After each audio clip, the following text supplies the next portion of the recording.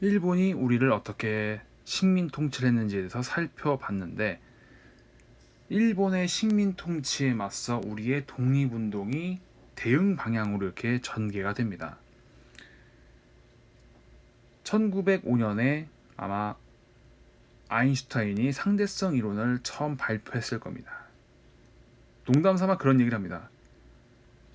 인류가 망하게 생겼는데 지금 상대성 이론 따위를 지금 한가하게 연구하고 있을 때냐. 우리의 독립운동이 왜 인류 문명을 책임졌는지에 대한 그러한 이야기는 차후에 하도록 하겠습니다. 이거는 단순히 뭐 흔히 요새 이야기하는 국뽕의 문제가 아니라 실제로 조금 더 깊게 연구해보면 정말 이 독립운동은 인류의 문명, 인류의 진보와도 연관이 되어 있습니다. 자, 한번 살펴봅시다. 자, 1910년 8월 23일 일본이 우리의 국권을 강탈해가고 8월 29일 날 발표를 합니다. 이 상황에서 우리는 국내에서는 더는 국권 수호 그리고 항일 투쟁이 어렵기 때문에 나라 밖 해외에서 독립운동 기지 그리고 독립운동 단체를 결성합니다. 이런 쪽에서 이제 그 1910년대는 독립운동의 어떻게 보면 준비기라고 볼 수 있습니다. 이 독립운동 단체들은 서로의 방법, 방향 그리고 결정적인 시기 이런 것들을 고민하고 있었습니다. 따로따로. 그런데 한반도에서 놀라운 일이 벌어집니다. 1919년 고종의 어떤 죽음과 맞물려서 고종의 인산일을 기해서 3.1운동이 벌어지게 됩니다.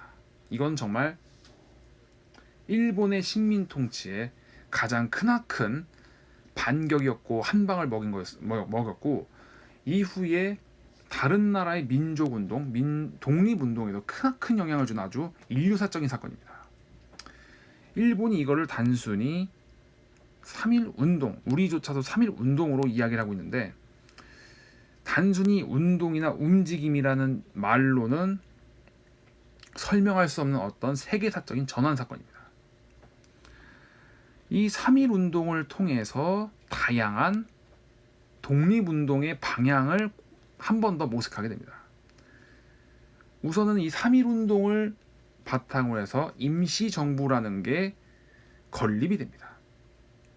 그리고 3.1운동을 통해서 해외에서 이제 일본을 물리칠 그날만을 기다리면서 군사훈련에 매진했던 무장 독립 단체 이들에게 드디어 때가 왔다. 1910년 나라를 뺏기고 10년을 준비했다. 이제 때가 왔다라면서 무장투쟁의 본격적인 깃발을 올리게 됩니다. 이때 간단히 살펴보면은 홍범도의 봉오동 전투 그리고 홍범도 김좌진 연합부대의 청산리 대첩이 이때 벌어지게 됩니다.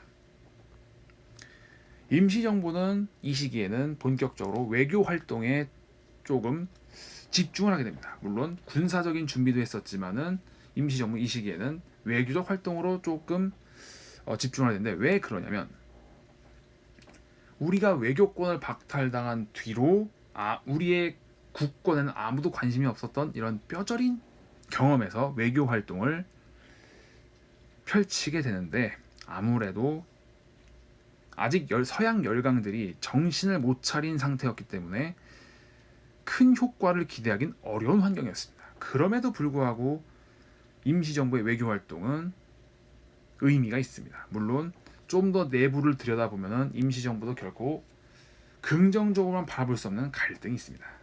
그리고 사회주의 공산주의 계열의 독립운동도 등장하는데 이 사회주의 공산주의는 6.25 전쟁 때문에 악마의 사상이 되어버렸습니다. 확실하게 그들이 전쟁의 북한이 6월 25일 1950년 6월 25일 새벽 4시에 정확하게 휴전선을 넘어 침입해 들어왔고 많은 수백만의 인명피해가 났습니다.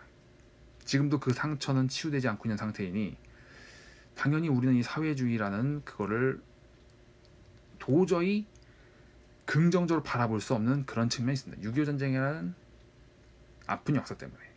하지만 이 시기는 어떤 시기냐면은 항일투쟁의 하나의 수단이었습니다.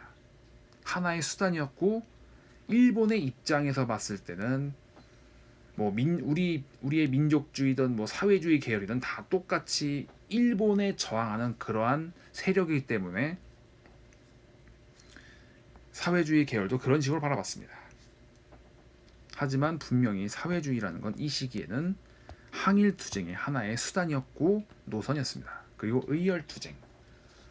이 의열투쟁은 김원봉이 만든 의열단의 핵심적인 행동을 했었고, 사실 이 김원봉이라는 사람은 정확하게 군대 대 군대로 일본과 한번 군대로 붙어보는 것이 평생의 소원이었습니다.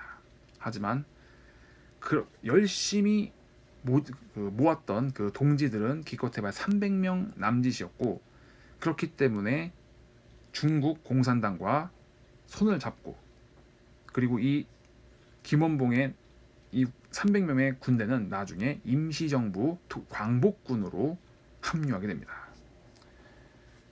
김원봉에 대해서는 나중에 한 번 더 설명을 하고요.